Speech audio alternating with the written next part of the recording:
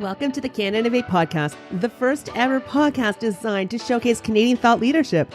These innovators share industry insights, entrepreneurial best practices, lessons learned, and other tips that we can incorporate right into our lives, our careers, and our businesses. So let's get inspired. Okay, so this episode is absolutely spectacular. I get to chat with Warren, the CEO of Smooch, and we get talking about the vision and foresight of what's happening with customer experience, omni-channel, and he's got a vision that is so far out there, that is so feasible, and it's amazing. He's going to make all of our consumer lives easier. Like, can you imagine just texting our doctor's office or our flights and yes, that's right. We can text to say, I've missed my flight or I need to connect, and it's going to fix things for us. It's amazing. This is something that I think every marketeer, someone that's in sales, are trying to actually figure out how to connect with your consumers and your businesses, you definitely want to learn about, because the vision is just incredible. Plus, he gives such amazing sales and marketing tips and things that we should not forget, and some lessons that he keeps relearning, and about patience. And we got to remember that transformation change takes time. It's an amazing episode. I can't wait to hear your feedback. Today, we've got Warren Levitan, who is the co-founder and CEO of Smooch. This is the omni-channel conversation platform for enterprise software makers. He previously served as the CEO at Radical Point, which was acquired by AppDirect. He founded in 2015 Smooch, which connects any business software to all the world's messaging channels for a more human customer experience. In fact, Smooch was actually named the new Startup of the Year at the Tech Vibes 6th Annual Canadian Startup Awards. It is definitely changing the way businesses create, nurture, and grow one-on-one relationships. I actually checked out tons of these YouTube videos, and I got pretty excited. So, Warren, seriously, welcome. This is an absolute honor. I'm so happy to be here. Really excited to talk about this with you. Oh, I'm really, really stoked about it. First of all, congratulations on being named last year's the new Startup of the Year at the Canadian Startup Awards. You were up with some pretty big contenders out there that were doing amazing things in the Canadian landscape. But honestly, you definitely have to push the dial in a different direction.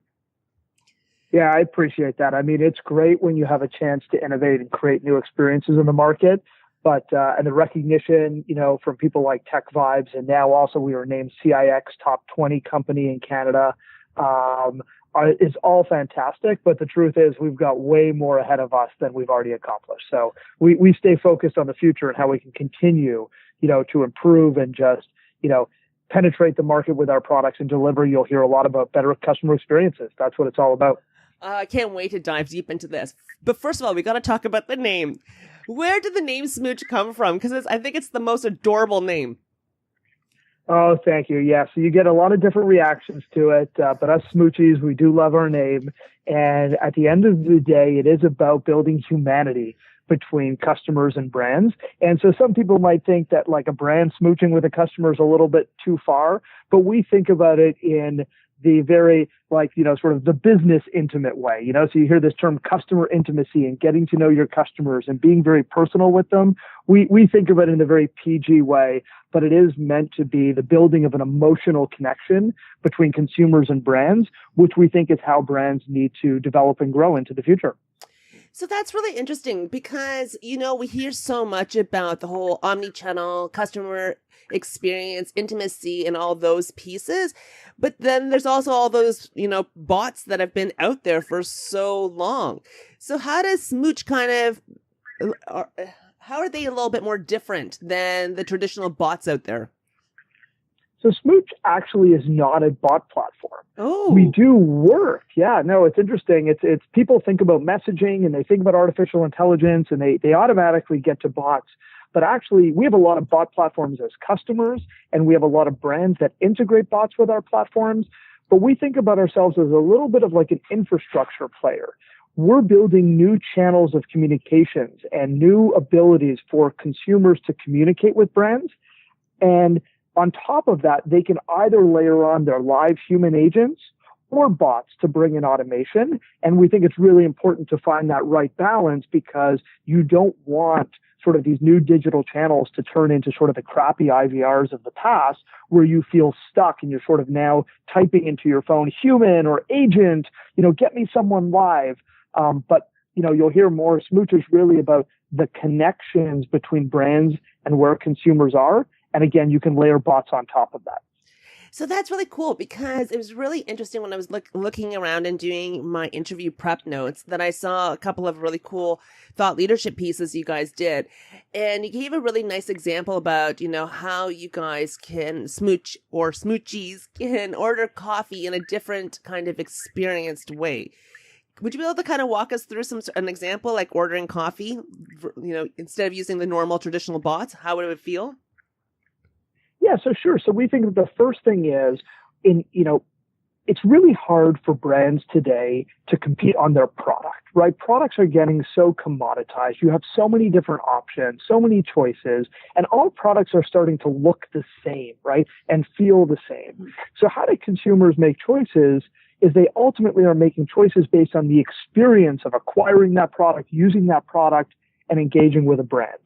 So if you think about coffee, and you think about, a Starbucks, or in the Canadian landscape, a Tim Hortons, yeah, you can talk about premium coffee and regular coffee. But if you look at where Starbucks is innovating, the ability to now say, order your coffee before you get to the store and pick it up through your mobile app, right? A lot of people have seen that and experienced that. But next level is being able to chat with Starbucks. They might have a bot in there, what they call the barista bot. And it's basically, imagine typing into iMessage or Facebook Messenger or WhatsApp saying, I want a double non-fat latte with 2 pumps of vanilla in an extra large cup, right? And that's your order. No buttons, no website, no flows. You open up iMessage, you open up Facebook Messenger, you search for Starbucks, and you just say what you want exactly like you would say it in store. Oh. That's a different experience, regardless of whether it's a bot, right? It could be a human that's receiving it. But the point is, you get to ask for things in your natural way on the channel of your choice, not being forced to go to someone's website, download their app, walk into their store, communicate and ask for things the way you would like, what's most natural to you. Oh, I love that. That just kind of feels a little science fiction a little bit to me, because I'm always converting everything into the way that they would understand things based on their rules. But you're saying I get to go and ask and talk like a regular person, and it gets converted to whatever it is. That's exactly right. And that's where, that's where the intersection with bots is, because truthfully, as a consumer, you don't really care if Starbucks has a human or a bot at the end of that message you send. You just want to ask for things in your natural language. But what's really interesting about the bots today is that through artificial intelligence, they can take your order and know that maybe you missed something. So had I not specified low fat or skim milk or non-fat milk, whatever it is, or soy milk, in a store, the person taking your order is going to say, what type of milk? And the bot can do the same thing. It can identify that you didn't specify some piece of information I need. So not only does it parse all your words, but it knows what it needs to place the order and then fills in the blanks. And so that's really interesting. But again, as a consumer, all we want is to engage with the lowest effort in the places we already are and not jumping through hoops, because that's what a company requires of us to place the order. That's amazing, because it's so true. I only know what I know. So when I'm placing an order, I only know so much information. So I don't know what I don't know. I know that's kind of a very confusing statement, but you kind of say through that conversation, that interaction, they can actually uncover those other pieces of other things that I may not have given information about, to make sure I get what it is, and that level of completeness. No, you're 100% right. As consumers interacting with brands, we generally don't know everything we need to know to place an order to acquire something. Sometimes we do, but most times we don't. And that's why brands have traditionally pushed us through forms and flows that make sure that they get all the information from us. But it's also tedious, and it's a little bit impersonal. And it doesn't feel natural because we're being pushed through this process that's predefined, right? But with AI and through conversation, we can really change that and make it a more human experience. And that's exactly what Smooch is all about. I love it. Because I'm still the girl that orders a large black coffee at Starbucks. And then I have to really figure out how to translate that into their language. And this is going to actually translate it for them. 100% right. You're dead on. I love it. Okay, so you got to tell me, how did this idea and concept of Smooch come about? Yeah, so it's a great question. A lot of it is really just through personal experience, exactly like the ones we talked about. There's a lot of customer experiences out there with brands that are saying, if I want to be complimentary, are lacking, right? And it really is a compliment to say they're lacking. If you think about sometimes how you interact with your bank or your telco for your mobile phone or an airline or a retailer, it can be soul destroying when you go through an experience and you're like, how could it be this bad, right? I pay you all this money if it's your mobile provider. Maybe you've got $100 a month bill. Maybe you've got a mega bundle and it's $200 a month. You're paying a company $200 a month and they call you and you've been boiled down to some random account number. They know nothing about you. They know nothing about the fact that yesterday or the week before you called because you couldn't get reception on certain channels, right? They're not able to access the fact that on your own phone, your data isn't working. And it's just frustrating that you need to tell every single person you speak to the same problems over and over and over again. And it's just not necessary anymore. I saw this firsthand. My last business, we were delivering technical support for telcos around the world. And firsthand, we saw these really awful experiences. And no matter how good we wanted to be at it, we were getting customers, by the time they got to us, they were already angry. Right? We were already being dealt that really difficult situation. And we looked at it and said, this could have been prevented. We could have solved this customer's problem so much easier if we were their first interaction. And that's where really the idea was born, was from this last business. It's amazing because you know what? This is so true. This literally just happened to me about 2 weeks ago with my credit card. And there was a bunch of transactions I didn't recognize. I called the credit card company and then they passed me over to somebody else. And I'm already freaking out because it's like a long weekend. I'm like, what's kind of going on? Where's all these transactions? And they passed me over to somebody else and I had to tell the story all over again. And I'm like, well, I don't understand. And I had sent them emails. I had sent them all these different things. And it was like a brand new day. Like it didn't matter where you went. I was telling the same thing over, which only just made me more angry. Which also added to they also had some really upbeat music. I'm like, I'm not in an upbeat mood. So that also added to the frustration to go with it. But no, it's so true, right? Because there's no warm handoff. There's no transition. So and the fact is, what you experienced exists for technical reasons. Even if the brand, and the people in charge today, in customer service wanted to do better, when they transfer you, they're literally transferring you between systems that don't talk. It is a handoff, right? It's not someone coming to you, right? Think about the difference is, imagine we're on a phone call and I'm trying to help you with a problem and I bring someone into our conversation versus transferring you somewhere else, right? That's the difference. And we help brands unify all of their conversations. So at the end of the day, every single way that you engage with a customer, whether it's brand engages with a customer, whether they're sending a marketing email, whether they're sending an e-commerce receipt, a delivery notification, whether you call for support, whether you call to buy a new product, imagine every single one of those interactions is in one conversation thread, like you texting with a friend, and you're switching between topics, right? Today it might be about something because you're a colleague also, something at work, and then it's about going for drinks after work, and then you might be going shopping on the weekend. All of your interactions are in one place. You don't separate those out. And then you get this one relationship with a brand where they're coming to you, not you always going to them across their different systems for these fragmented experiences that you just described. And that's a really important point to note here. So we're talking about multiple platforms that you can leverage to be able to transfer over to their different systems and their platforms as well. So I know WhatsApp, which I think has like 1.5 billion users in like 180 countries. That's I think right. I heard a crazy statistic like that. Yeah, that's it. The biggest messaging platform in the world. Oh, wow. So we're talking about, this is not just like the website or on, their thing. This is on multiple different platforms that customers would want to engage on, that we can leverage Smooch on. That's exactly right. It's where customers already are, right? And that's what brands want to do, is go to your customer. Don't make them go to you.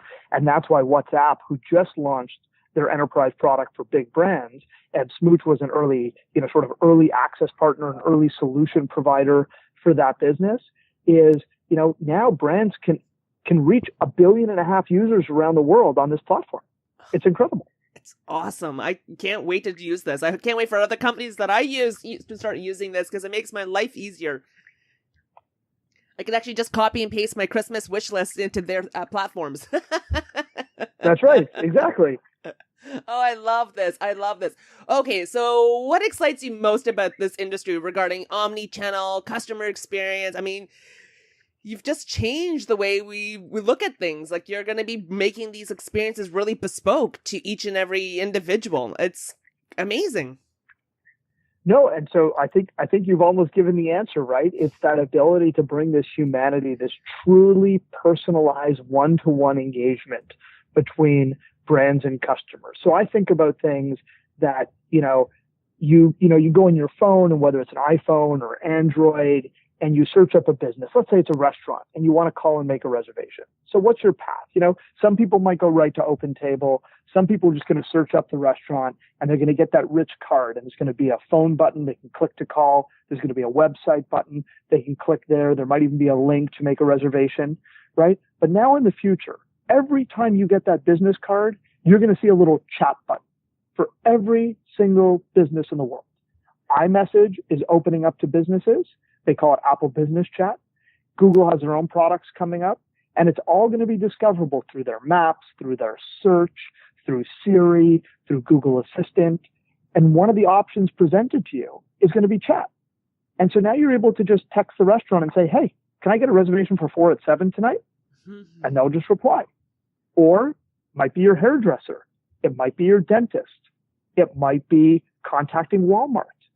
Or imagine you get off a plane, you're in Chicago, you're missing a connection because of bad weather. Anyone flying through Chicago, it's happened to them. And imagine you've got your boarding pass delivered to you by WhatsApp. And inside of WhatsApp, you simply reply and say, hey, missed my connection. When can I get on a flight? And your airline gets that message. They know your flight. They know who you are because you're authenticated on WhatsApp. They can even just see the boarding pass in your conversation thread, right? Because you're having a conversation with, call it Air Canada.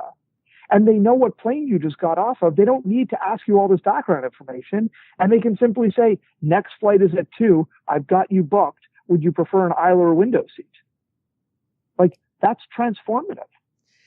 It's kind of crazy to think it'd be that easy. Like, I can't even imagine that. Like, it would be so amazing if that could actually truly happen, which looks like you are making it happen. Because I would love to be able to text, and I am always missing my flights because of, short connection times, delays, or whatever it is. And I'm always stressed, and I just wish, this is my wish. Right. And I mean, you know that quote, the future's already here. It's just not evenly distributed. Yes. And that's true. Like, KLM today is doing what I just described. They're sending their boarding passes to WhatsApp. They're sending their boarding passes to Facebook Messenger, and you could just reply. 1-800-Flowers, awesome, innovative brand. You could order flowers on your Google Home, on your Amazon Alexa. You can, or Echo. You can do it over chat on Facebook Messenger. Like, they're making themselves, they're on Apple Business Chat now, which is iMessage. You can do this everywhere. Four Seasons, hotels and resorts, right? Epic brand. 110 properties, I think, around the world. And all of them, you can text them, use Facebook Messenger, use WeChat, which is the dominant platform in China. Use Twitter, direct messaging, or Line for Japanese customers. It's happening right now. It's just at that early phase where it's only with those leading innovative brands. Well, I can think of a bunch of companies that need to adopt Smooch ASAP. So I'm going to be a big advocate of yours to make my life easier. Music to my ears, right? Just to make my life easier. I can think of about 10 brands right now that need to do this and become that innovative forefront. Can you imagine that? Or like even like with insurance, like complex business things like insurance when you don't know enough information. Like it's just untapping on, it's kind of, this really feels like a science fiction movie a little bit. That's gonna, it really does. It's just too easy. It feels too easy. Yeah, but in a couple of years, it's going to feel as natural as sitting on hold. Oh, can you imagine? That's crazy. That is crazy. Right. Wow, this is really inspiring. This is great. Congratulations. Now I can see why you've won like a multitude number of awards. Like it's well-deserved, well-recognized. That's for sure. Thank you. So many of our listeners really enjoy these types of stories and the context of, all those pieces. One of the things they love, and I absolutely love, is learning from smart people. So do you have kind of an aha moment or a lesson learned that you can share, either in this venture or a different venture, or something that you wish someone had told you? Maybe I'm going to give one that isn't a new lesson, but it's one of the lessons I think are easy to forget. And so having repeated the same lesson multiple times, maybe it's a good one to share. And I think that transformative change takes time, right? In 2014 was really the time that Smooch was really incubated. Even though we were technically founded at the end of 2015, we were actually working on this in early 2014 in the early thinking stages. And so we saw this future. That's like, it's more than 4 years ago. It's coming on 5 years ago. We'd already saw it happening in Asia where, China and Japan have been, doing messaging between brands and consumers since then. And we just believed to our core that it was inevitable to come to Western markets and more global markets. But it took more than 2 years for Facebook to open up Facebook Messenger to businesses. It took another 2 years for Apple and WhatsApp to open. And so sometimes, entrepreneurs and innovators, you can't get discouraged that the world is taking longer to catch up to what you see. Like, it's natural. And so all great things, all great changes, I do believe they take longer to come to fruition than you might have imagined.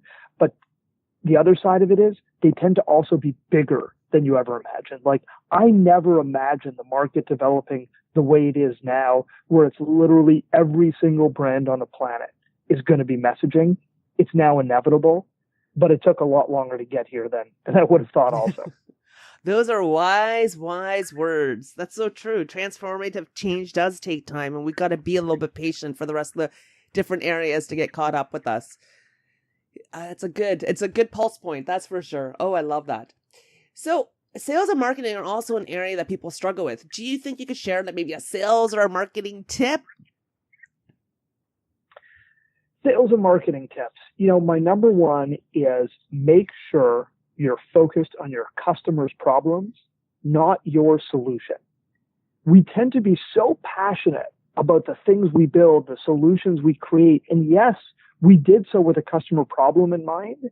But the second we have that product, we typically can tend to selling our product, selling the solution, instead of telling customers, we understand your problem and we can help you with it, right? So market the problems you solve before the product you want to sell, because along the way, you might get a lot of feedback and realize that maybe the market has changed a little bit. Maybe the problem has changed a little. Maybe your solution still works, but the way you position it, the way you explain it, really needs to be in your customer's words.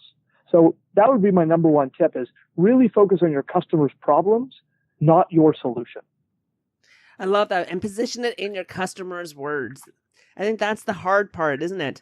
Is understanding your customers and being able to really think about things from their perspective. Yeah, and I can't tell you how epically hard that is. Easy advice to give, harder to take. I think that's where it comes to the experiment and trial and error. You got to be okay with that. That's right. And just listening to the feedback all the time. feedback. I love that. It's like it's a source of data, and people take that for granted. They think it as criticism, and I keep trying to explain to my clients as well. Like, feedback is good. It's a data, and it tells you the perception out there, and you could change perception once you understand what you know, what you don't know. So I'm 100% behind you on that. So you as a person, I think you're just phenomenal. I mean, you've done so many things. I mean, look at all the companies you've been leading, you're just amazing. Like, how do you juggle it all? Like, is there a popular productivity tool or a time management tool or tip that you have that allows people to be able to think in multiple buckets and do multiple things? Oh, so that's interesting. So, when you think about productivity apps, you might make fun of me a little bit here, but I'm going to say all things messaging, right? So, and it's not just because I'm in the business, and exactly, like, it's easy to laugh at, but think about, Slack in the workplace. Most people listening have probably heard of Slack. If you haven't, I guess just go to slack.com and check it out, because almost every single business in the world is now using it. And, the magic behind Slack, again, is exactly, in this case, we're not talking about business to consumer relationships. We're talking about colleagues having a relationship inside a business. And what's great here, again, is that you're unifying conversations around a topic, right? So at Smooch, we have a channel, what are called channels in Slack for every single one of our customers. And so whether it's related to technology that customer is using, finance for billing, marketing materials, customer references, a renegotiation, every single thing about that customer is discoverable in one place. And guess what? If I go on vacation and I come back, I don't have a flooded inbox that I need to churn through. I can always go to the Four Seasons channel, or to the Oracle channel, or to the Zendesk channel, and see anything that I may have missed in that week, right? It's more of a self-serve model, and I get this unified view. And we do that for everything, right? Customers, the coffee in our kitchen, right? You have an opinion on coffee? Well, there's a coffee channel. We have a beer channel, right? We have a photos channel where people share their photos. But the idea here, it's all self-serve. And depending on what you're interested in, what you value, what you need to be engaged in the business, you're involved there. But it's not like you're cut out of the email thread and then people forward it and then re-forward it and then reply to all. I mean, that's a productivity killer. So my number one answer is going to be messaging. Inside the office, it's Slack. Outside the office, with my customers, I'm on WhatsApp with, dozens of customers, on SMS with dozens of customers, not email, because it's more productive. So that's my number one productivity tool, is messaging. Love that. I totally love that. And I'm a big reader, and so a lot of our listeners are too. Is there a book that's resonated with you or something that you highly recommend? And it doesn't have to be a business book. It could be any type of book that kind of inspired you. This is sort of a business book, but most recently one that I've read. It's been a couple months, but it stands out, as you were saying, sort of inspiring you. Is Ray Dalio's Principles. Is just an awesome book. I mean, Ray Dalio is one of the most successful, financial asset managers, wealth advisors, if you will, of his time. And when you try and understand the success of his business, if you read this book, you will be like, holy crap. Like, now I know why this guy is as successful as he is, because he's just brilliant. His insights, the principles he's gleaned from all of his years in both business and just in life are epic. Like, I couldn't even begin to describe them, but I would recommend to anyone to read the book. It doesn't matter who you are. Like, you will learn from Ray Dalio. So that would be top of my list on a business book front. Oh, I love it. Okay, I'm going to pick it up because it sounds like good advice that's sitting there for me to learn. That's for sure. Yeah. So we got a lot of international listeners. So I always ask this question at the end of the podcast. Is there a favorite Canadian hotspot, hideaway, city, town, delight that you want to highlight? Oh, Canadian highlights. Well, I'm going to narrow the playing field right away. I'm from Montreal. Born and bred here, big fan, one of the best cities in the world. So let me think about some highlights in Montreal. We're experiencing a late summer here, still ongoing. I mean, everybody in the Northeast and maybe even broader than that had an epic summer, but we're still dealing with weather in the 80s here. And just the other night, I had dinner at a restaurant that's one of my favorites called Dinette Triple Crown. It's basically like foodie barbecue, still very approachable for everyone, but it is a little bit of high-end barbecue. But what's amazing is they give it to you in a picnic basket and you get to eat in the park.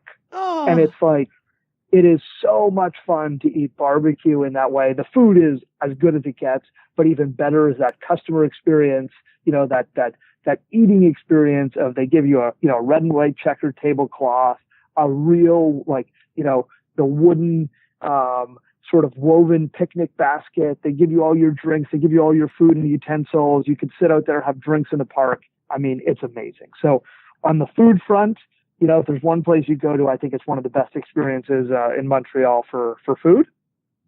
That's really fun. And, if you have to pick a time of year to come here, we do have cold winters. So we like to say, you invite your friends to Montreal in the summer and you invite your enemies in the winter. So to all your listeners, better to come in the summer. And the best time to come in the summer is Jazz Fest. It's one of the best music festivals in the world. There's lots of great paid shows from top tier artists. But the fact is, you can spend your whole time going to free outdoor shows in the summer, and you would have the time of your life. It's really one of probably the best music festivals in the world. I love it. I feel a full road trip coming on just to go get that high-end barbecue. I feel it. It sounds amazing. And I have been to the Montreal Jazz Festival, so I could totally attest to how brilliant it is, that it's just the best vibe in the world. It's just awesome. So this is amazing. Warren, seriously, first of all, thank you so much for everything. But finally, how can our listeners connect with you? To connect with me, I think, I'm on your typical social channels, so super easy to connect with me on LinkedIn. I will reply. I will connect. And I guess the other place is Twitter. My Twitter handle is @WLevitan. From a Smooch perspective, our Twitter handle is @Smooch Labs. So those are great places to connect with me. And I really do love those connections and learning from people. So do feel free to reach out and ask me anything. Oh, absolutely. Honestly, Warren, this has been such a pleasure. And thank you for having the vision about making all of our lives easier. Let's just get those brands on board to help them make all of our lives easier from a consumer perspective. So thank you for that vision. Oh, thank you. We're working hard at it every day, but it's awesome. It's been awesome talking to you, and love the podcast. And it's great to engage with your listeners this way. Great. Thanks so much, Warren. Thank you. Thanks for tuning in this week. I hope you enjoyed this episode as much as I did. And next week, I got another really fun episode. You'll be surprised at the topics we're going to cover. But anyways, in the meantime, you don't have to wait till next week to connect with us. You can connect with us always on all the different social media links. You can even send us a review. That's another great place to give feedback. And of course, our new newsletter that has tons of new golden nuggets and of course, discounts galore. Actually, our tools section of the website also have it. And please feel free to nominate another innovator out there. And I can't wait to talk to you next week.